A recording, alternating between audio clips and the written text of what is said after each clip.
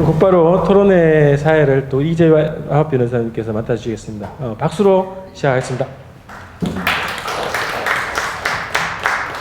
박근혜 하야 정국과 한미 관계, 남북 관계 긴급 토론회 사회를 맡은 이재화 변호사입니다.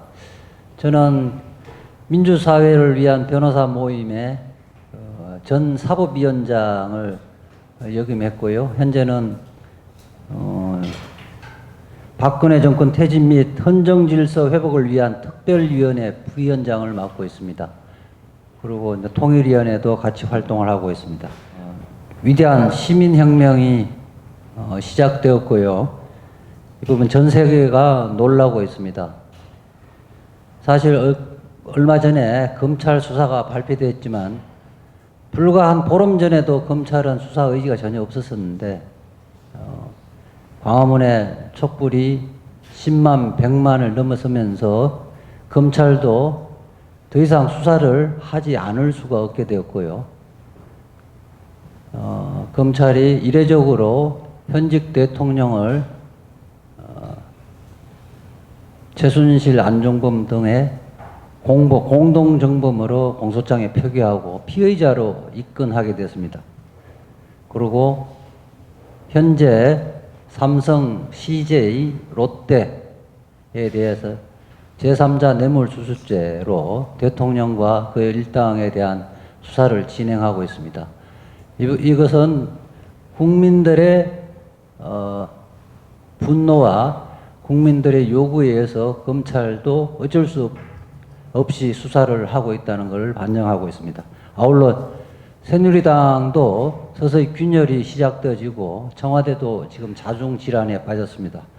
이 부분이 광화문의 촛불, 전국의 촛불의 힘이라고 저는 생각하고 있습니다. 저는 위대한 시민혁명은 이제 시작이고 앞으로 우리 역사상 볼 수 없었던 시민혁명을 완성할 것으로 기대해 봅니다. 광장에서 함께 분노하는 것도 중요하지만은 이성적 접근도 우리가 놓쳐서는 안 될 것 같습니다. 오늘 토론은 대통령 퇴진 정국이 한미 관계와 남북 관계에 어떤 영향을 미칠 것인가에 대한 검토를 해보고요. 아울러 이른바 최순실 정국 어떻게 풀어가야 할 것인가, 이 부분에 대해서 함께 지혜를 모아보는 자리가 될 것입니다. 우선 토론자를 소개해 드리겠습니다. 원광대 정치외교학과 이재봉 교수님, 그다음 두 번째 발표를 해 주실 분은 곽동기 우리사회연구소 상임연구원입니다. 세 번째 발표하실 김민웅 교수님은 오시면 소개해 드리겠습니다. 오늘 그 토론의 진행 방식은 발제자가 15분 발표를 하고요. 15분 내외에 지금 다른 발제자와의 그리고 청중의 질의응답과 함께해서 한 15분간 각 주제별로 토론을 하고 그 다음 주제로 넘어가도록 하겠습니다. 우선 첫 번째 발표를 맡아주실 이재봉 교수님, 대통령이 누구여도 한미동맹 흔들림이 없다는 주제로 발제를 해주시겠습니다. 부탁드리겠습니다. 네, 반갑습니다. 이재봉입니다. 민변 주체로 이제 토론회가 열렸었는데요. 그때 제가 이제 지나가는 말로 트럼프가 당선되면은 좋겠다. 미국의 선거에서 트럼프하고 클린턴하고 맞붙고 있는데, 원래 이제 선거란 최상의 후보를 뽑는 거지만은 둘 다 최선 최상이 전혀 아니기 때문에 최악을 피하는 선거가 됐다. 그래서 나는 클린턴이 최악이고 차라리 트럼프가 차악이 아니겠느냐. 그랬더니 웃음이 터져 나왔어요. 어떻게 그런 막말주의자, 여성을 혐오하고 종교차별, 인종차별 이런 거를 일삼는 사람을 조금이라도 지지할 수 있느냐고요. 그래서 그러한 그 부도덕적인 비도덕적인 이런 차원에서가 아니라 미국의 대외 정책 차원에서 하는 얘기다 그랬는데요. 그러면서 미국의 그 대외 정책 노선 가운데 국제주의와 고립주의를 간단하게 말씀드렸습니다. 지금 이제 여기 제 글에도 좀 소개가 되어 있는데요. 요즘 워낙 언론에서 국제주의, 고립주의에 대해서 많이 얘기를 하고 있기 때문에 제가 다시 그래서 소개할 필요는 없겠습니다만 한마디로 한다면은 미국의 국제주의란 그냥 국제적으로 논다. 그다음에 이제 세계 문제에 적극적으로 개입을 한다. 그래서 이걸 이제 바꿔서 얘기한다면은 적극적 개입주의라고 할 수가 있겠죠. 그 다음에 이제 고립주의라고 하는 거, 앞에 이제 신자를 붙여가지고 신고립주의라고도 합니다만은, 왜냐하면은 1850년대, 저희 지금 멀로 대통령 때 나온 그 멀로 닥트린, 이걸 우리가 이제 흔히 고립주의라고 얘기를 하는데요. 그때하고는 이제 달리 냉전이 종식되고 나서, 그러니까 1990년대 초였죠. 미국의 이제 정치계, 외교계 이런 데서 이 논쟁이 다시 한번 붙었습니다. 이제는 소련이라는 적이 사라졌고 미국이 유일한 초강대국으로서 공산주의 위협이 사라졌으니까 미국이 더 이상 세계 경찰 노릇을 할 필요 없이 미국 내부 문제에 힘을 쏟아야 되지 않겠느냐, 이러한 취지였죠.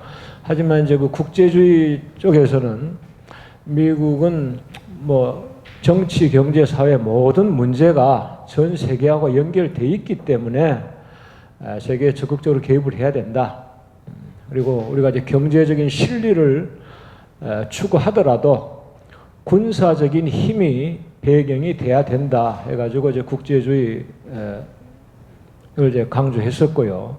하지만 그 당시에는 이제 고립주의를 내세운 사람들이 소수 정당의 대선 후보라든지 아니면 이제 그 민주당이나 공화당이라도 좀 이 주류가 아니라 우리는 말하면 이제 비주류였기 때문에 이것이 정책에 반영되지는 않았습니다.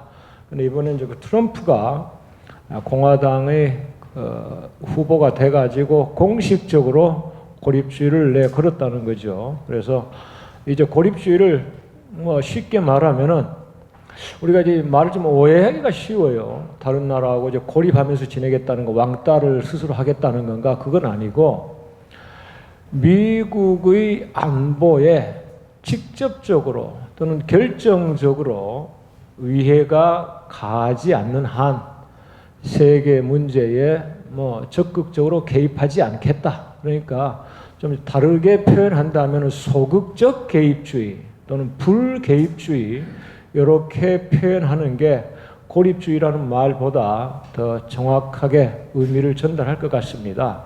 그래서 제가 트럼프가 클린턴보다는 낫겠다고 생각한 게 1945년부터 지금까지 미국이 펼쳐온 국제주의 노선의 결과가 무엇이냐. 전 세계 150군데 이상 미국 군사기지를 만들어 놓고 지금까지 전 세계적으로 한 250개의 전쟁이 일어났는데 45년 이후에만 그 가운데 한 200개 전쟁을 미국이 주도한 것 아니냐. 이른바 세계 경찰 노릇을 한다면서, 그래서 우리가 그 사람들이 여성 차별하고 인종 차별하고 하고 막말 퍼부어대고 자기 딸까지 성희롱의 대상으로 삼는 그러한 비도덕적인 사람이라고 하지만은 점잖은 채 하면서 뒤에서 전쟁을 부추겨 가지고 전쟁에 의해서 죽어나가는 사람들 생각한다면은 그게 오히려 낫지 않겠느냐, 이러한 취지로 클린턴의 국제주의 지속보다는 트럼프의 고립주의 노선이 세계 평화에 조금이라도 더 나을 것 같다, 이런 얘기를 한 겁니다. 그런데 이제 요즘 국무부 장관이니 국방부 장관이니 CA 장인 이런 사람들 인선하는 데고 후보에 오르는 사람들 보면은 이게 제대로 되겠나? 오히려 이제 과거 부시 정권 때하고 비슷해지지 않을까 하는 우려도 생깁니다. 왜냐하면 요즘 그 거론되는 인물들이 그 부시 정권 때 좀 활약을 했던 네오콘들하고 비슷한 성향을 지닌 사람들이기 때문이죠. 그래서 물론 이거 좀 지켜봐야 되겠습니다만은 그래도 뭐 트럼프가 되든 클린턴이 되든 네오콘이 잡든 누가 잡든 미국은 지금 최순실 박근혜에서 보는 것과는 달리 그래도 제도에 의해서 움직이는 나라다 이런 거기 때문에 그렇게 큰 변화는 없으리라고 생각합니다. 근데 이제 오늘 저한테 이제 주어진 주제가 대통령이 누구라도 한미 동맹이 변함이 없겠느냐고 그랬는데 이건 너무나도 이제 당연한 질문이 아닌가 생각합니다. 한미 동맹은 아시아에서 미일 동맹에 종속되는 겁니다. 지금까지 미국의 세계 정책을 보면요.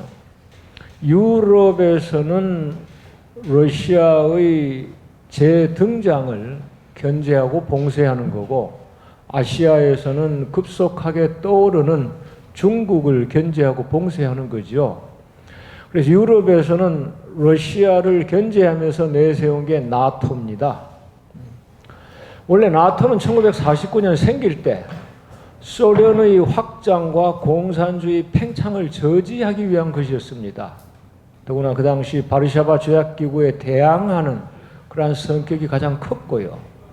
하지만 1980년대 말 90년대 초 소련 해체되고 동유럽 무너지고 공산주의 붕괴되고 바르샤바 조약기구 없어졌습니다마는 나토는 존속이 되고 오히려 강화됐습니다. 동유럽까지 끌어들이면서 이것이 바로 이제 러시아를 견제하고 봉쇄하기 위한 것이었죠.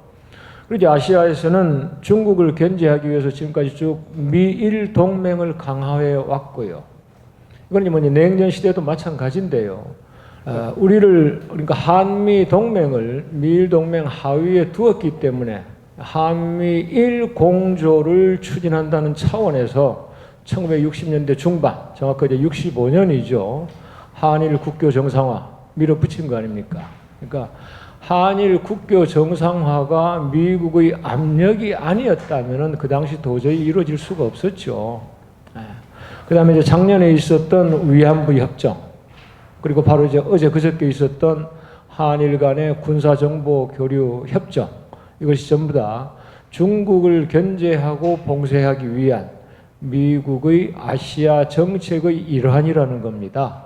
그래서 중국을 견제하는 정책이 변경되지 않는 한 미국으로서는 일본의 수상이 누가 되든 한국의 대통령이 누가 되든 미일 동맹, 한미 동맹 강화하는 것은 당연한 것 아니냐 흔들림 없이 저는 이제 이렇게 생각합니다.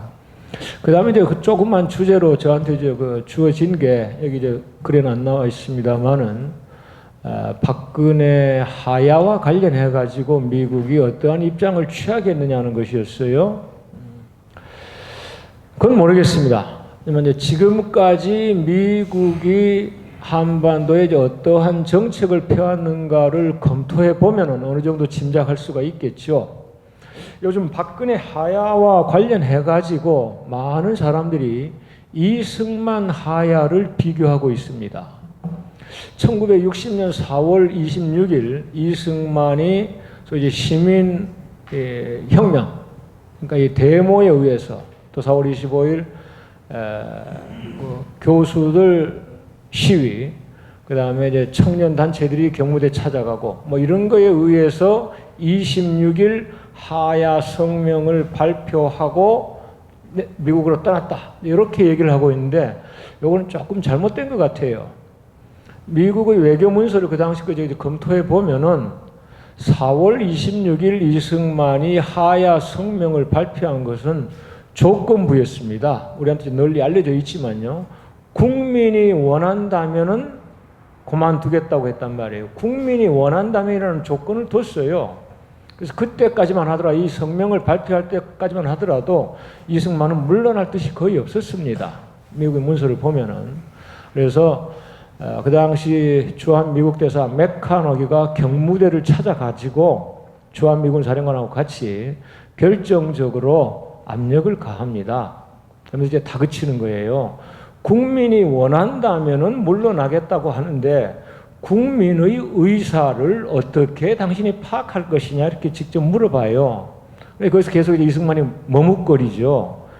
이승만은 그때까지만 하더라도 그 경미대 인의 장막에 갇혀서 그걸 제대로 파악을 못했던 것 같아요. 그래서 맥카너기가 계속 압력을 넣습니다. 조지 워싱턴까지 들먹거립니다. 조지 워싱턴은 3번 하라고 해서도 스스로 물러나지 않았느냐. 그래서 이제 한국에서도 나이 많은 지도자가, 그 당시 이승만 나이 80이 넘었으니까요. 나이 많은 지도자가 후진들한테 길을 열어줄 때다.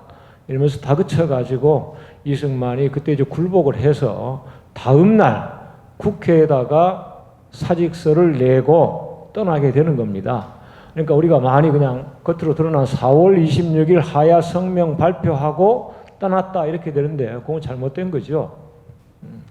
그래서 미국이 이승만을 내친 데는 이승만의 그 반일 성향에도 좀 큰 영향이 있습니다. 한일 협정을 오래전부터 부추겨 왔지만은 이승만은 오히려 소위 그 방공 라인, 이승만 라인이라고 하는 그 해양선 주권까지 그거 가지고 일본어선을 납부하기까지 했단 말이에요.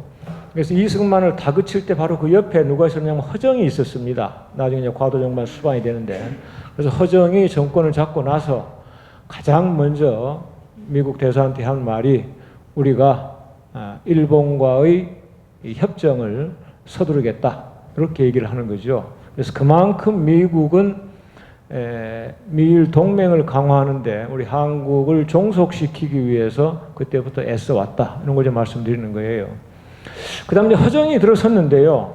과도 정부에서 그 당시 허정은 참 비굴할 정도로 미국에 좀 굽신거렸다고 할까요? 미국은 아주 대놓고 허정을 칭찬했습니다. 워낙 친미주의자라고, 온건파라고.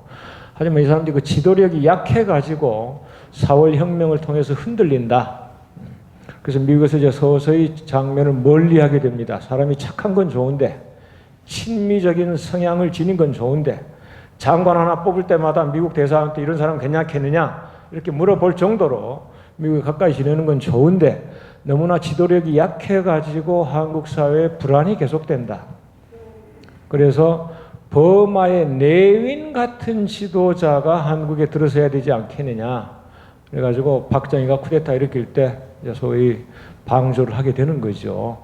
이렇게 해서 한국 사회가 무너져 가지고 좀 이 대북 안보에 아주 결정적인 위협이 생기지 않는 거라면은 미국에서 이 지도자가 누가 들어서더라도 반대하지 않거나 크게 개입은 하지 않을 거라 이런 게 제 생각입니다.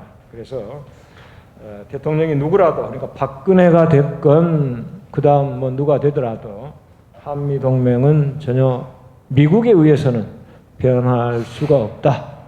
그리고 민심을 따라가지만은 미국에 결정적으로 안보에 위협이 되지 않는다면은 누구든지 지지할 수 있다. 그리고 이제 특히 이제 냉전 시대에는 뭐 가장 중요한 게 민주주의냐 독재냐 그게 중요한 게 아니었잖아요. 반공만 외치면 전부 다 뭐 포용했으니까요. 그래서 이제 박정희가 쿠데타를 일으키고도 가장 먼저 우리는 반공이라를 외쳤다는 그런 반공을 목표로 제1공약을 한다고 했던 것도 바로 이제 그러한 배경이 있죠. 그래서 박근혜에 대해서 크게 미련은 갖지 않을 것이라는 생각이 듭니다. 네. 토론 또는 뭐 질문 기대하겠습니다. 고맙습니다. 요지는 미국의 대통령 선거의 결과는 트럼프가 당선됐는데요. 트럼프의 당선은 차악이다. 미국의 대외 정책은 국제주의 노선에서 고립주의 노선, 즉 소극적 개입주의로 조금은 바뀔 것이다. 그럼에도 불구하고 대중국 견제와 봉쇄 정책에는 크게 질적인 변화는 없을 것이다는 입장이고요. 박근혜 퇴진 정국에 대해서 미국의 입장은 정확하게는 모르겠다. 그런데 뭐 특별하게 그 부분에 반대는 하지 않을 것이다. 이 정도의 요지였고요.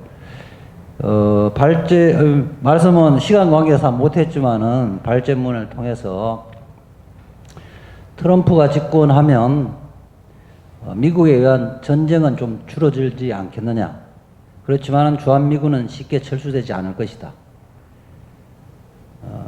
주한미군을 통해서 북한의 남침을 막는 남한의 이익보다 중국을 견제하고 봉쇄하기 위한 미국의 이익이 훨씬 크기 때문이라는 하여튼 주장도 발제문에 담겨 있습니다.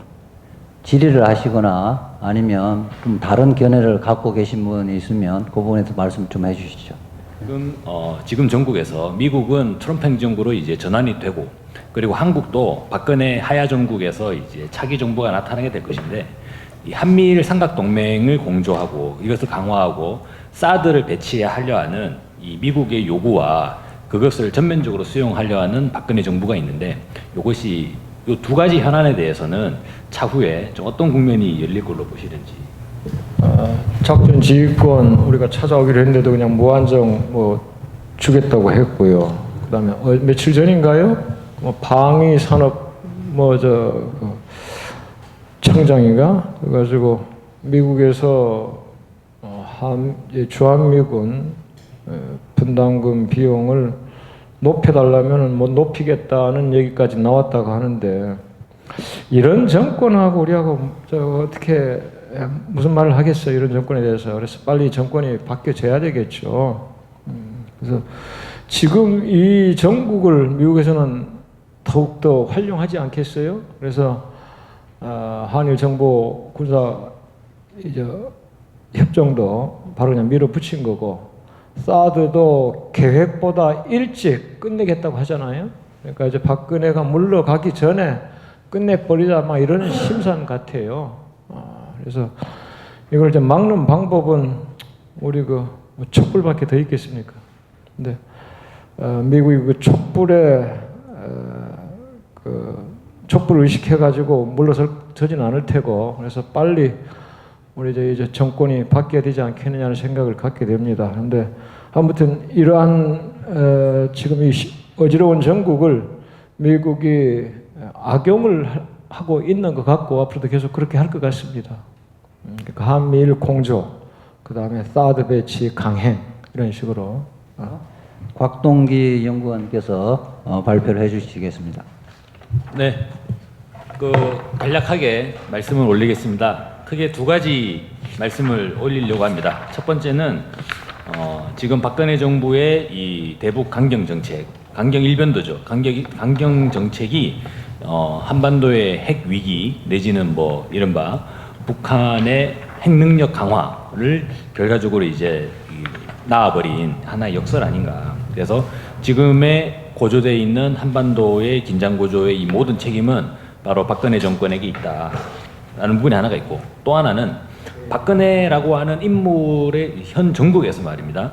지금의 정세에서 박근혜라는 인물을 기본으로 이제 접근해 들어간다면, 그가 젊은 날부터 유신 공주로서, 영예로서, 그리고 그렇게 쭉 지내왔던 성향, 그리고 자기 아버지로부터 정치를 배웠다고 하고, 지금 마치도 완전 봉건주의적인 그런 이 정치관에 완전히 사로잡혀 있는 박근혜라는 인물이라면, 한간에 이제 떠도는 것처럼 추미애 대표의 이야기라든가 그런 우려처럼 그러한 것들을 실제로 박근혜라면 그런 걸 이제 생각을 하거나 사고를 할 가능성이 있지 않겠나. 그래서 그런 위험성에 대한 부분 두 가지를 좀 말씀 올리겠습니다.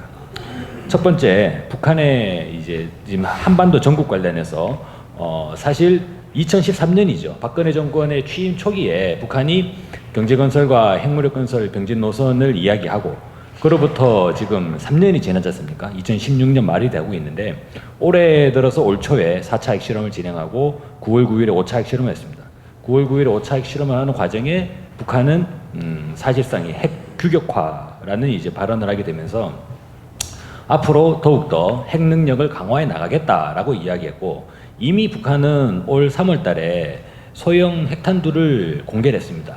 그래서 전반적으로 이제 지금 북한이 예전에 스케포로티 주한미군 사령관이 얘기했던 것처럼 북한은 소형 핵탄두를 만들 수 있고 그것을 미사일에 배치할 수 있으며 임의의 순간에 이제 발사할 수도 있다라는 이 우려가 지금은 이 현실로서 나타나는 그런 전국을 이제 우리가 보고 있는 게 아닌가.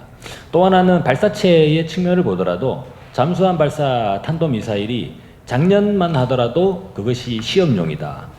과연 그게 하겠는가라고 했는데 올 들어가지고 2차례 발사가 진행이 됐습니다. 그리고 올해 7월 달에는 일명 그 무수단 미사일이라고 한국 사회에 많이 알려져 있죠. 이 무수단 미사일을 그 고각 발사라고 하는 저는 정치적 메시지를 군사 기술적으로 이제 우회해서 풀어나간 북한의 좀 특이한 군사 외교가 아닌가라는 생각이 드는데 고각 발사라는 것은 실제로 이 정상적으로 탄도미사일을 발사하는 것보다는 더 어려운 기술이죠. 하지만 이 고각 발사는 매우 높은 각도로 발사해서 거의 자기 인근 지역에 떨어지게 만드는 그런 탄도미사일 발사인데 하지만 그것이 실질적으로 정상적인 발사보다 더 어려운 발사이기 때문에 실제로 탄도미사일을 자유자재로 활용할 수 있는 기술력을 시위할 수 있는 그런 군사 외교적인 효과가 매우 높다는 것이죠. 그것이 무수단 미사일을 이용한 고각 발사가 성공을 했고 그리고 이제 북한은 잠수함 발사 탄도미사일 SLBM에 대해서도 고각 발사 형식으로 발사를 했다라고 이야기하고 있습니다. 그리고 이것이 이제 올 10월 달에는 정지위성 로켓을 개발하겠다라고 하고 이제 그 시험 발사 장면을 공개를 했는데 관련 전문가들이 북측의 이 로켓 추진체의 이 기술력 자체가 상당히 진일보하고 있고 그럼 이게 이렇게 된다면 사실상 지금 이야기하는 북한의 이 탄도 로켓의 타격 범위가 미 서부 지역이냐 하와이냐 이 논리 수준을 뛰어넘어 가지고 정지위성 로켓을 상용화하게 되는 상황이 접어든다면 수년 내가 되겠죠. 그랬을 때는 미 동부라든지 미 본토 전역을 타격할 수 있는 이런 상황으로 접어든다. 그러면 지금까지 봤을 때 핵탄두의 이 개발 과정과 그리고 발사체의 개발 과정을 종합을 해보면 이것은 북한이 미국 본토를 유사시에 미국 본토를 타격할 수 있는 군사적 능력을 사실상 갖추었다라는 그런 평가로 귀결되는 부분이 아닌가. 결국은 이것이 2013년에 병진 노선이 박근혜 대통령은 언제나 이런 얘기를 했습니다. 북한의 병진 노선은 결코 성공할 수 없고 빨리 북한은 하루속히 국제사회에 나와서 핵을 폐기하고 국제사회의 도움을 받아야 된다라고 이야기했었는데 나타나는 현실은 그와 반대로 이제 3년이 지난 지금에 사실상 북한의 이제 군사적 위력이 상당히 더 강화되는 방향으로 가고 있고 그로 인해서 오바마 행정부가 취해왔던 전략적 인내라는 부분은 사실상 더 이상 차기 행정부에서 지속될 수 없는 상황이 되고 아마도 이 트럼프 행정부는 대결과 대화의 이 병존 그래서 이제 투트랙 전략으로 갈 수밖에 없지 않겠나 이런 전국까지 나왔다는 것이죠. 근데 이렇게 되는 과정에 핵심적으로 이 문제 결국은 이것을 저희는 이제 평화운동 그리고 이제 진보운동 통일운동을 하고 있습니다만 보수적 입장을 가진 사람의 시각으로 보더라도 박근혜 정부의 대북 대결 정책은 이거 완전히 틀렸다는 것이죠. 왜냐면은 실제로 보면은 박근혜 정부가 북한 핵을 폐기하겠습니다 라고 이야기했지 않습니까? CBID 형식의 검증 가능하고 이제 확실하고 돌이킬 수 없는 그러한 북한 핵 폐기를 이루어내겠다라고 선언을 했음에도 불구하고 결론은 어떻게 됐냐면 북한 핵이 걷잡을 수 없는 수준으로 지금 이제 양적으로 확대되고 질적으로도 지금 더 심각해지는 이런 상황으로 가고 있다는 것이죠. 이렇게 된다면 이것은 평화 진영, 통일 진영, 그리고 반통일 보수 진영을 가리지 않고 전체적으로 봤을 때 박근혜 정부의 대북 정책의 문제점을 지적할 수밖에 없는 이런 상황이 아닌가. 결국에는 박근혜 정부가 고집해왔던 대북 강경 정책이 이제는 그 누구에게도 통용될 수 없는, 그러니까 선언적인 의미에서 정치적 메시지라든지 이런 이제 하나의 구호적인 측면에서는 대북 강경 정책이라는 게 보수 세력 내에서도 여전히 통용될 수 있는지 모르겠습니다만 그것이 구체적 정책 내용으로 무조건적인 대북 대결 정책이 과연 더 이상 기능할 수 있겠는가 이런 부분들을 저희가 한번 바라볼 필요가 있지 않는가 생각이 들고, 그래서 저는 이런 부분들이 실제로 지금의 최순실 정국을 거치는 과정에서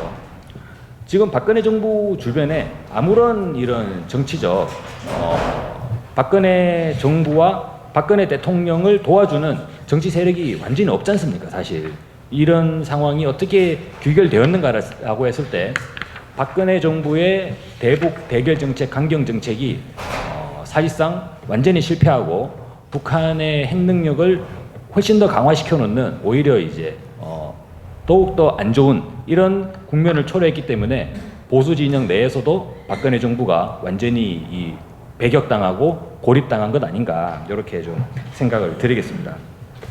근데 두 번째로 가보게 되면 현 정국에서 우려점이죠. 박근혜라는 인물을 보면 저는 뭐 최순실 게이트에서 여러 가지 이야기가 있지 않습니까? 그 세간에서 이야기되는 영적 이야기나 이런 얘기는 배제하더라도 박근혜라는 인물 자체가 언제 한번 용서와 화해 내지는 그런 민주적 토론이라든가 상호적인 이런 이제 스터디라든가 그런 과정을 통해서 어떤 결론을 도출해 내는 데는 상당히 경험이 없지 않겠나라는 생각이 들고요. 언제나 이제 그 독선적인, 그리고 자기의 생각을 관철시켜 나가는 이러한 방향이 박근혜라는 인물의 실질적인 이 핵심 아닌가라고 생각이 듭니다. 박근혜 정부의 전반적 상황을 보면 그가 이야기하는 부분이 실제로 박근혜의 실제 본질적 모습과 완전히 달라지는 그런 내용들이 있죠. 이를테면 지난 대통령 선거 기간에 박근혜 뭐라 그랬습니까? 준비된 여성 대통령이라 그랬습니다. 전혀 준비되지 않았다는 게 지금 드러나고 있죠. 그리고 이제 대북 정책만 보더라도 후보 시절에는 한반도 신뢰 프로세스라든가 그리고 통일은 대박입니다라는 걸 이야기했습니다만, 지금은 완전히 보수 진영이 얘기하는 흡수 통일은 사실상 불가능한 것으로 넘어가고 있고, 그리고 진보 평화운동 진영에서 제기하고 있는 통일조차도 남북 관계를 완전히 이제 파탄시켜내는 이런 방향으로 지금 가버렸다는 것입니다. 전체적으로 박근혜 정부는 밖으로 이야기하는 부분과 그가 이제 추진하는 실제적인 내용이 완전히 다른 이 대통령이라고 봤을 때, 지금의 이 상황에서 박근혜 정부가 결코 물러나지 않겠다라고 이제 하고 있는 상황에서 그가 사용할 수 있는 부분들은 모든 것들을 다 동원하지 않겠나라고 이제 우려를, 그런 가능성까지도 우리가 염두에 두고 대비를 해야 되지 않겠나.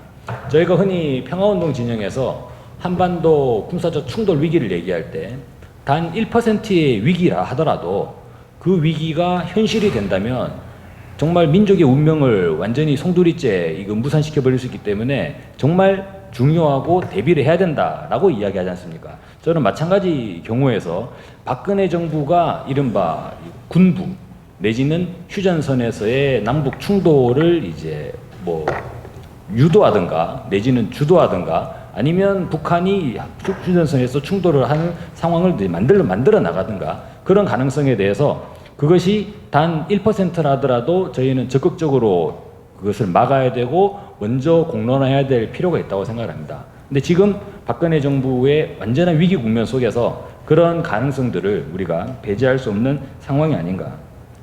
최근의 상황을 말씀드리면 이미 다들 아시는 바와 같이 추미애 대표가 지난 최고위원회에서 이야기했죠. 박 대통령이 사정기관에 흔들리지 마라라는 이제 신호를 보내고, 그리고 최종적으로는 계엄을 준비하고 있다는 정보도 돌고 있다라고 이야기했지 않습니까? 저는 이 부분에 대한 진위를 물론 파악할 수는 없습니다만 계엄이라고 하는 그 단어, 그러니까 민주당의 지금까지의 정치 행보를 봤을 때 하나의 정보 수준의 하나의 이거는 가설인 것이잖아요. 계엄을 준비한다는 정보도 있다라는 것인데, 이런 가설에 불과한 수준을 최고위원회의 당대표가 발언을 한다라는 데 대해서 원래 정상적인 민주당이었다면 상당한 부담을 가지지 않았겠나라고 좀 생각이 듭니다. 그런데 이것을 추미애 대표가 왜 실질적으로 발언을 하게 되었을까 하는 부분이 하나 있고요. 그리고 또 하나는 바로 이제 불과 3일 전이었습니다. 이것은 뭐 페이스북 상에서 상당히 이야기되다가 인터넷 언론이죠. 코리아 데일리라고 하는 데서 내일이죠. 11월 26일에 5차 범국민 대회 이 촛불 집회 과정에 군부대에 대한 얘기를 했습니다. 그래서 실질적으로 수도권 지역에 군부대가 비상사태에 들어가 있다라는 이제 얘기를 했는데 이 보도의 면은 양면성이 있습니다. 그러니까 실제로 박근혜 정부나 이 청와대가 상황을 우려해 가지고 수도권 일대의 군 장병들에게 비상 대기 상태 명령을 내렸을 수도 있는 것인데 이 기사의 내용을 보면 군 관계자의 발언이 있습니다. 국내 정국이 시끄러우면 이를테면 대규모 촛불 집회라든가 이런 것도 일어나는 상황이라면 원래 군은 통상적으로 북한의 정세를 파악하기 위해서 비상 대기령을 내린다. 그래서 이것은 일상적인 이 군사 영역의 조치일 뿐이다라는 뉘앙스로 이야기를 했습니다. 그래서 이런 부분들을 원래 행정적으로 당연히 하는 겁니다라고 이야기될 수도 있습니다만 박근혜 정부의 속성이라든가 그리고 이것을 이제 이야기했던 민주당의 추미애 의원의 이야기를 봤을 때 실제로 이런 가능성, 물론 뭐 저는 지금의 청와대가 아무리 그래도 촛불 집회를 하고 있는 평화 집회를 하고 있는 우리 시민들을 향해서 탱크를 몰고 온다고는 생각하지 않습니다. 근데 만약에 휴전선에서 모종의 충돌이 일어나거나 그런 과정에서 그런 군사적 충돌이나 국지적인 충돌을 빌미로 군사적 행동으로 이제 넘어가게 되거나 내지는 계엄 체제로 들어가게 될 가능성도 우리는 좀 우려해 봐야 되지 않는가. 왜냐하면 바로 오늘이 11월 25일이죠. 연평도 포격 6주기가 되는데 오늘 해군에서 그죠? 동서남해 삼면 바다 전역에서 대규모 해상 기동 훈련을 지금 벌이고 있습니다. 그런데 대규모 해상 기동 훈련을 벌이고 있는 내용들이 NLL 인근을 배치되어 있는 부분이 이제 서해 이함대죠. 이함대가 북한의 NLL 도발 대응 훈련을 하고 있습니다. 바로 오늘 지금 하고 있습니다. 그리고 해상 무력 시위 기동을 하고 있습니다. 그리고 함포 실사격 훈련을 하고 있습니다.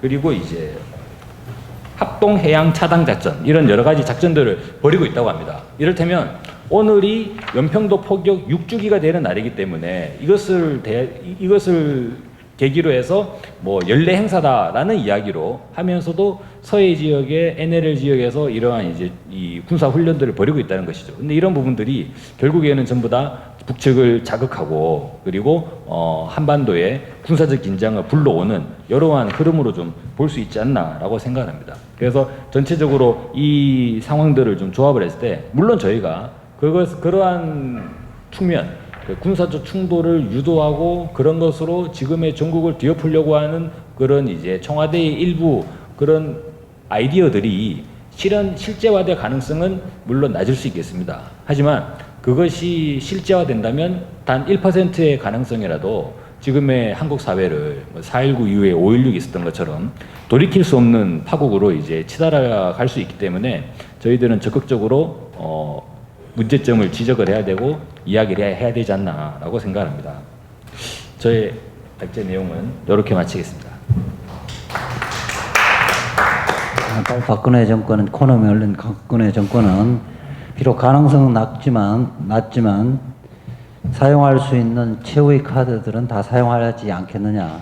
특히 이제 북측을 자극해서 휴전선에서의 남북 충돌을 야기할 가능성도 있고, 계엄, 추미애 대표가 이야기했던 계엄도 사실상 가능할 수도 있는데 이 부분에 대해서 잘 대처를 해야 하겠다는 취지의 발표 내용이었습니다. 하고요. 일단 이 주제를 마쳤으니까 중간에 또 박수 한번 칩시다.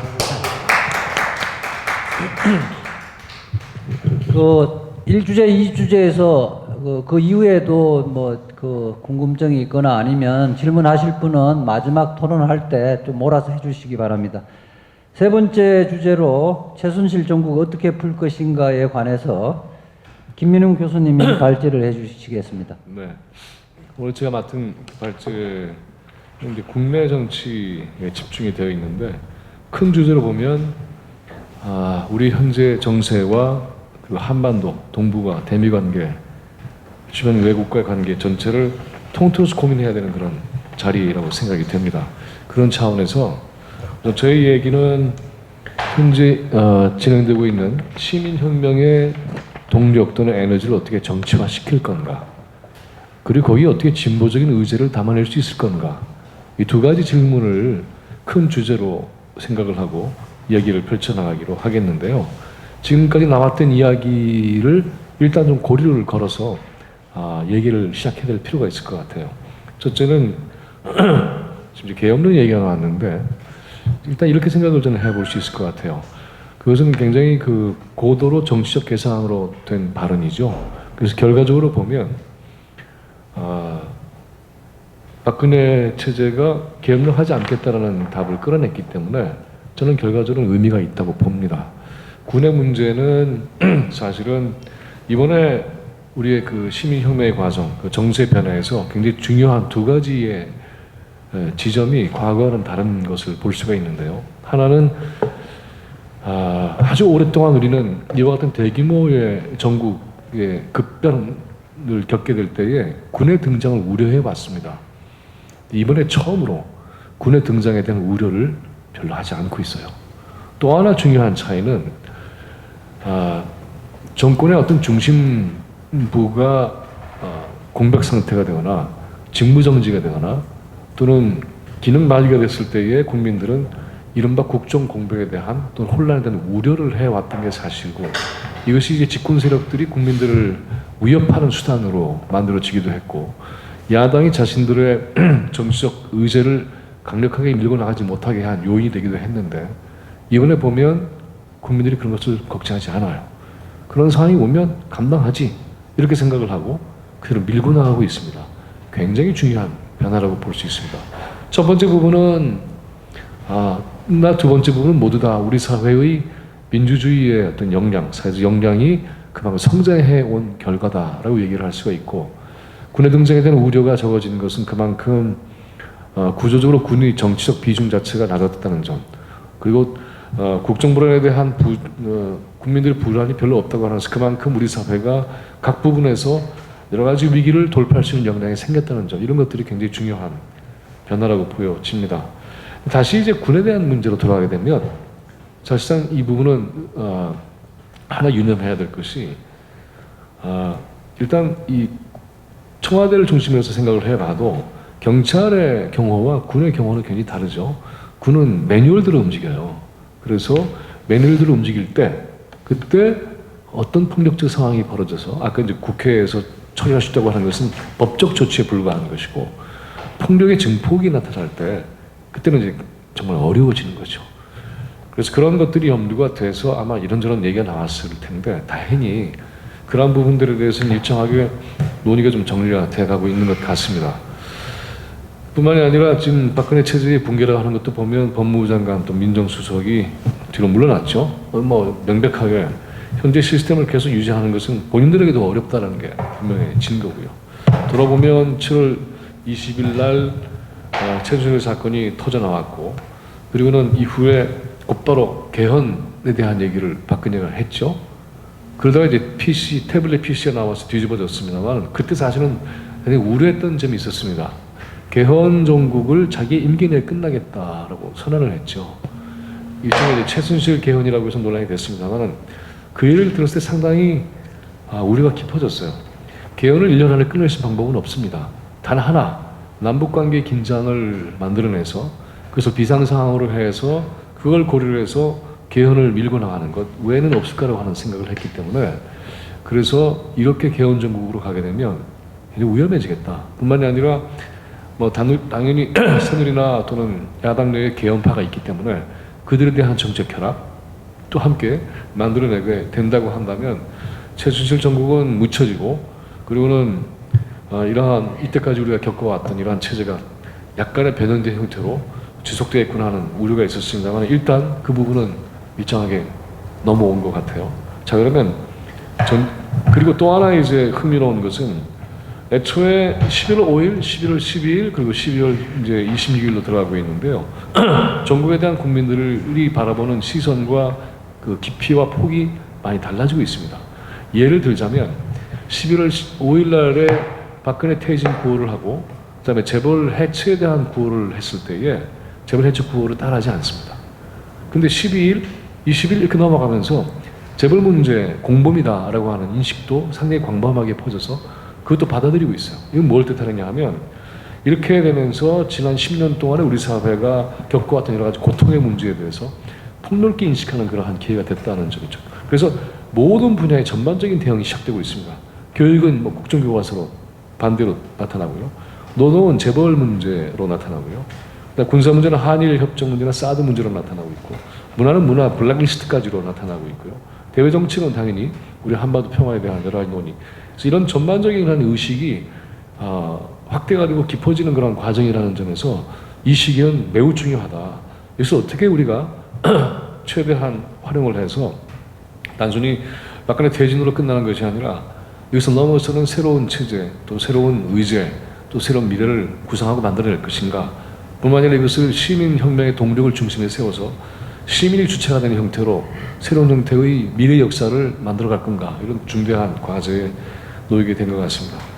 큰 틀로 보자면 이제 트럼프 문제도 나오고 남북관계 얘기도 나옵니다만은 우리가 확실하게 알 수 있는 것은 미국의 헤게모니가 일정하게 동의할 때마다 나오는 미국의 정책이 있습니다. 그것은 미국의 부담을 최소화하고 그리고 그 부담을 전가하는 방식이죠. 예를 들자면 1952년 샌프란시스코에서 미국과 그 연합국 그리고 일본과의 관계를 정리해 나가면서 한일 협정이 시작이 되는데, 그때도 역시 마찬가지로 보면 일종의 그 리버스 코스라고 했죠.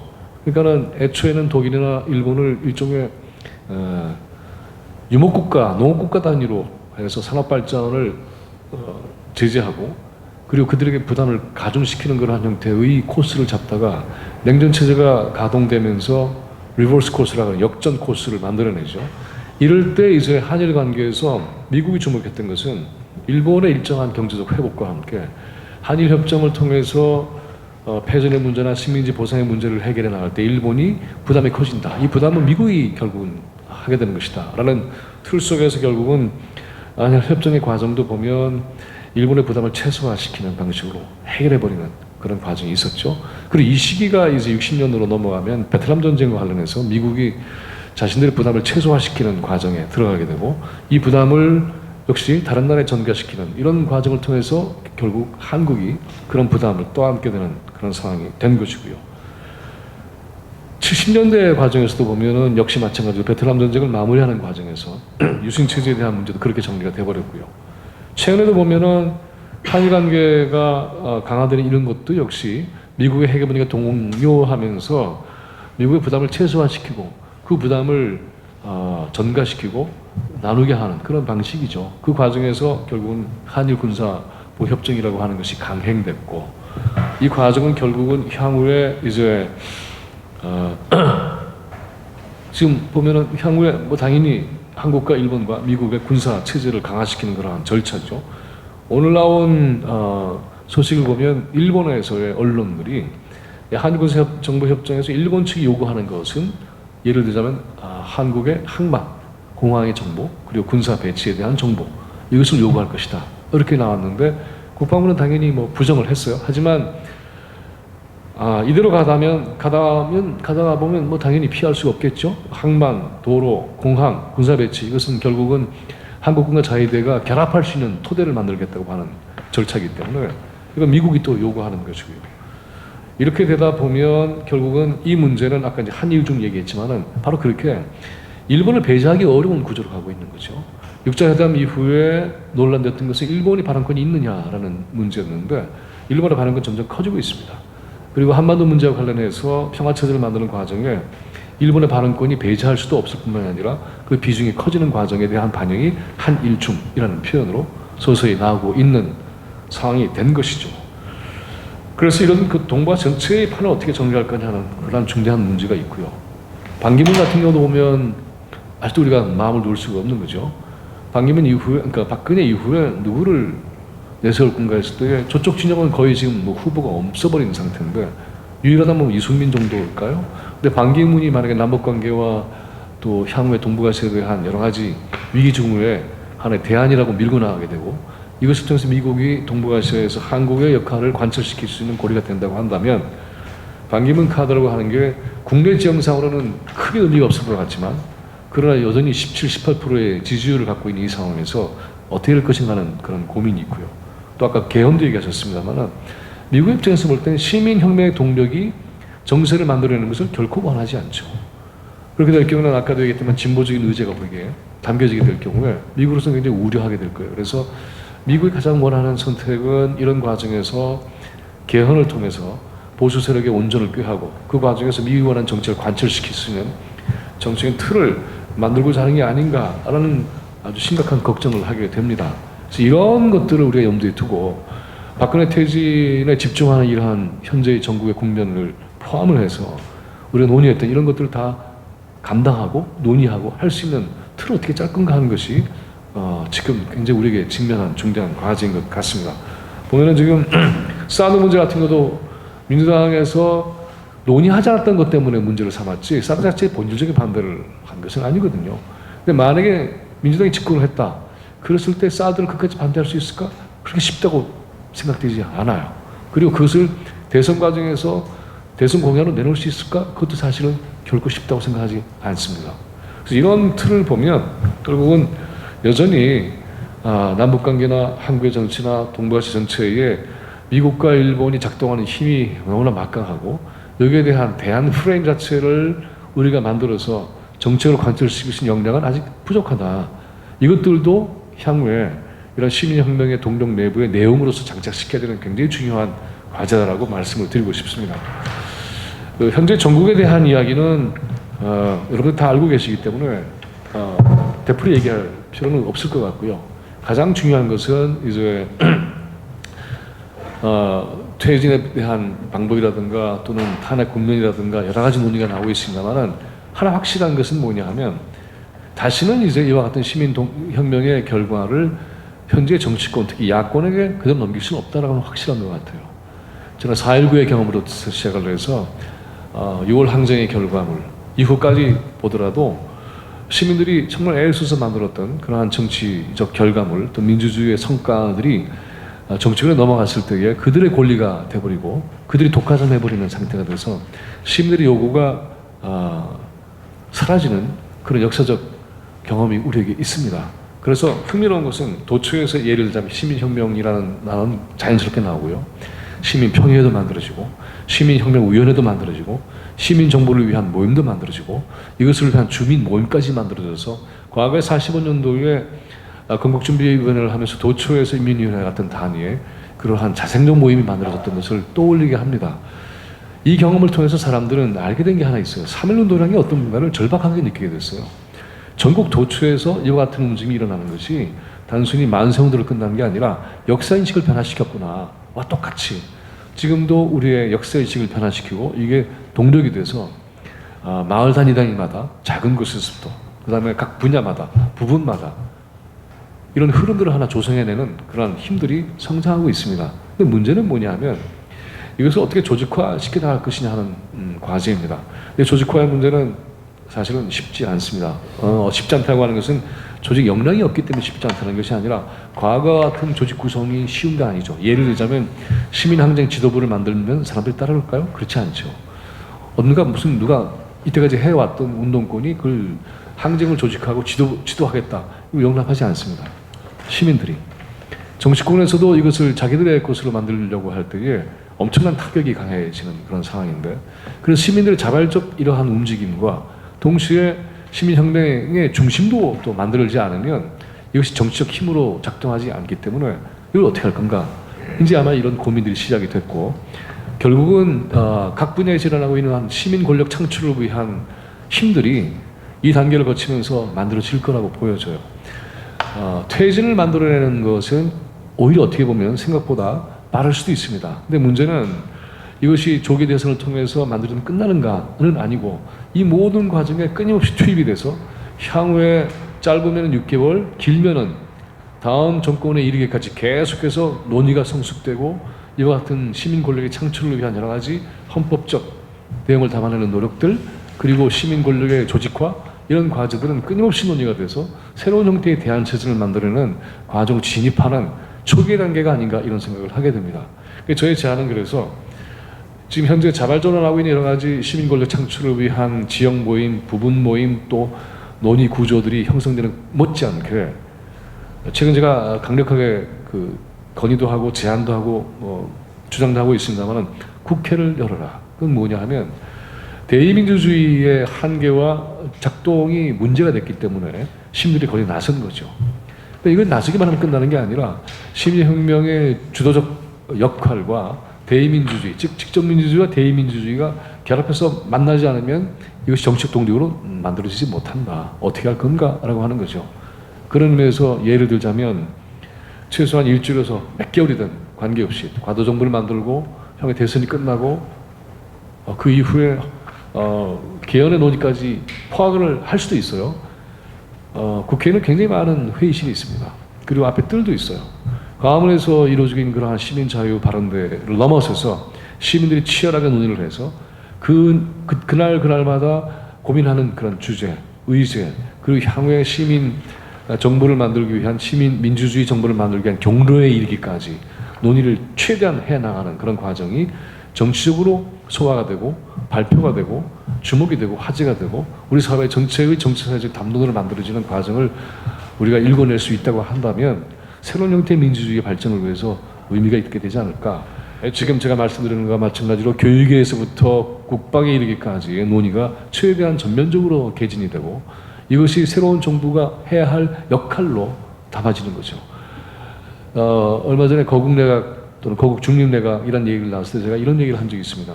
중립이란 말은 성립하지 않는다. 왜? 새누리당은 여기에서 발언권이 없기 때문에. 그리고 거국내각 아니다. 과도정부로서의 내각이다. 왜? 이것은 박근혜 체제를 포함해서 지난 10년을 청산을 하고 새로운 민주정부로 넘어가는 이행의 경로를 만들어야 되는 그러한 임무를 맡고 있는 정부이기 때문에 1. 청산한다. 2. 현재 문제되는 정책을 중단시킨다. 3. 대선을 포함한 이행 경로를 만든다. 이와 같은 역할을 충분히 논의를 했어야 되는데 그 논의 없이 얘기를 해버리니까 어떤 자가 총리가 맞아? 이런 식의 논의가 벌어지는 거죠.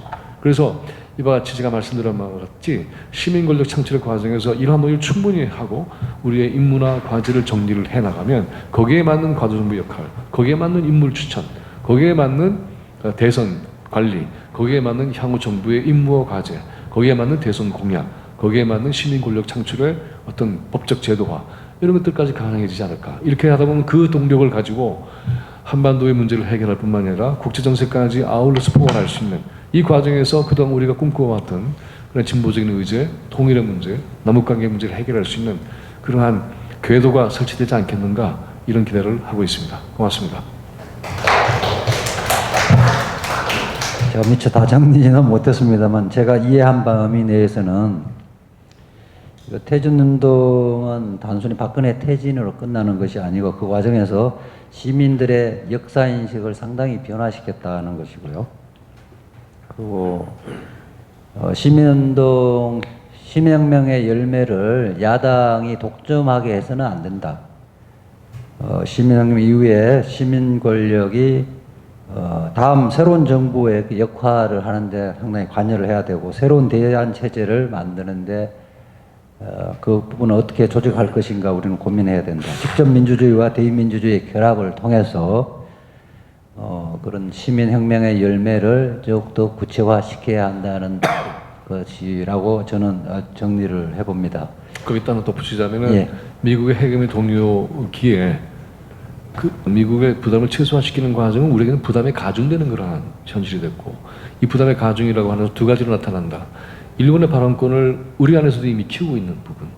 동시에 이제 방위와 관련한 누군가가 가서 우리도 부담을 지겠다는 것처럼 경제적으로도 군사 문제에 대한 부담이 커지게 된다.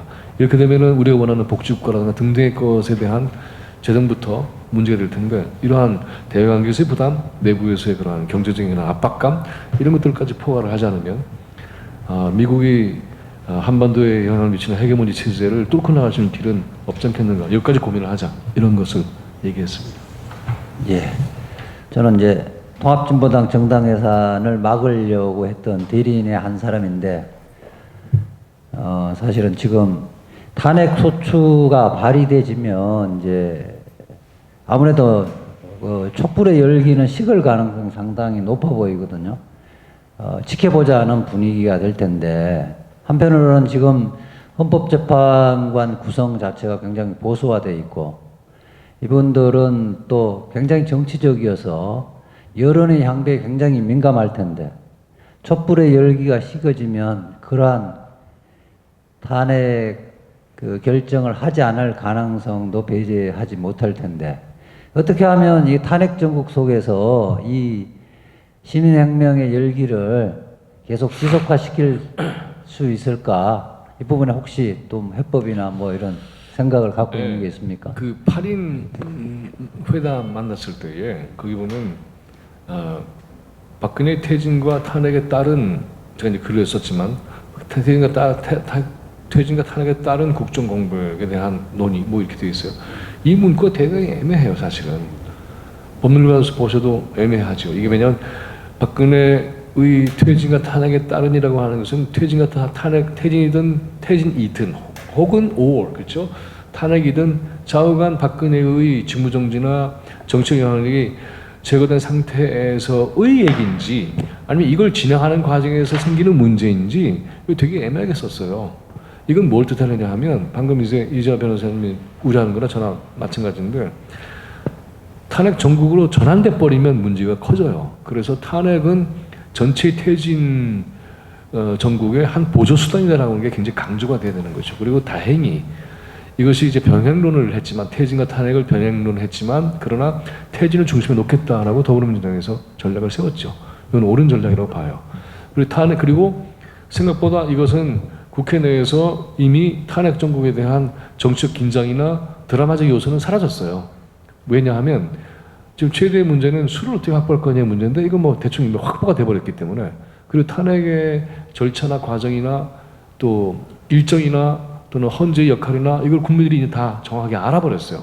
잘 모르는 상황에서 더듬는 게 아니고 최소한 그래서 이건 빠르게 되겠구나라는 정리가 되어 있기 때문에 이 부분은 정책 부담이 좀 적어진 것 같아요.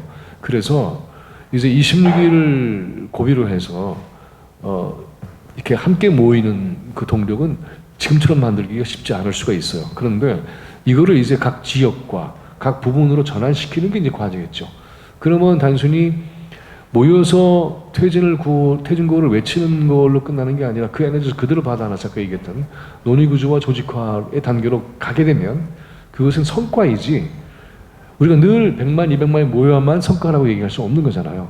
이미 그 모인 성과를 가지고 그 다음 단계의 높은 수준의 작업을 한다라고 얘기를 하면 이것은 그렇게 과정이 될 것 같고요. 그 다음에 또 하나는 이 과정에서 일정하게 정책 성과가 일어나게 된다면 저는 정치적 축제로서의 시민 집회가 100만 명 12월 달에 있을 수도 있고 3월 달에 있을 수도 있죠. 그러니까 이거는 동력이 사라진 게 아니라 동력의 내용과 이 형식과 구조가 바뀌는 과정으로 들어가면 된다고 저는 봐요.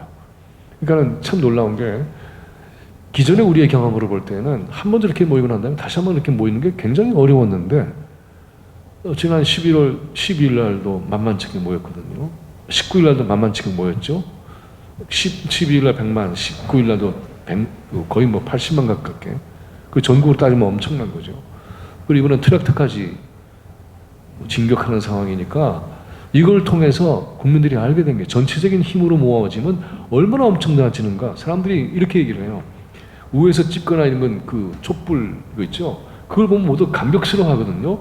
자기는 그 중에 하나였는데 전체로 보니까 함성도 그렇고 촛불의 물결도 그렇고 그 광경도 어마어마하고 야, 나 하나가 우리 전체를 만드는구나 이런 이제 의식이 생긴 거죠. 그래서 이 힘은 저는 사라지지 않고 역사의 동력으로 될 거라고 저는 믿습니다. 예, 감사합니다. 그 이제 오늘 토론 시간도 거의 다 돼갑니다. 선생님 마무리를 해가야 되는데요. 곽동규 연구원 혹시 좀 추가. 무엇보다 중요한 게 바로 우리 촛불이 시민들 민심의 단결 아닌가라고 생각합니다. 이미 지금 상황에서 다들 이건 일종의 조급함의 표현으로 나타날 수도 있다고 봅니다. 이렇게 가야 된다. 촛불은 내지는 나의 방안대로 가야 된다. B로 가야 된다. C로 가야 된다. 라고 서로 격렬한 논쟁을 벌이거나 그러면 상대방의 견해대로 가면 안 된다. 라는 식의 뭔가 하나의 절대적 가치를 부여하고 논의에 임하는 모습은 저는 일정한 그것은 좀 조급함 내지는 조마조마함의 발현 아닌가라고 생각이 듭니다. 지금은 촛불은 진화하고 있고 갈수록 급격하게 성장하고 있다고 생각합니다. 그래서 확고한 좀 자신감을 가지고 이것이 분열하지 않고 서로 싸우지 않는다면 우리가 바라는 사회를 뭐 강물이 흘러갈 때 그 누가 뚝을 쌓는다 하더라도 결국은 이것을 허물어 버리고 강물은 흘러가지 않습니까? 그래서 2017년에 하나의 정치혁명이 일어나지 않겠나. 그 과정에서 단결, 그 전체 민심의 단결의 조건은 저는 세 가지라고 생각합니다. 서로 이해하고 서로 존중하고 서로 양보하는 거라고 생각합니다. 그렇게 나가다 보면 결국에는 우리가 좀 회복된 민주주의를 만나지 않겠나 생각합니다. 네, 감사합니다. 오늘 그 토론에서 좋은 의견이 많이 나온 것 같습니다. 오늘 토론이 위대한 촛불혁명, 시민혁명의 장도에 조금이나마 도움되기를 바라면서 오늘 토론을 마치려고 합니다. 발제자 세 분과 방청해 주신 여러 선생님 고맙습니다. 감사합니다.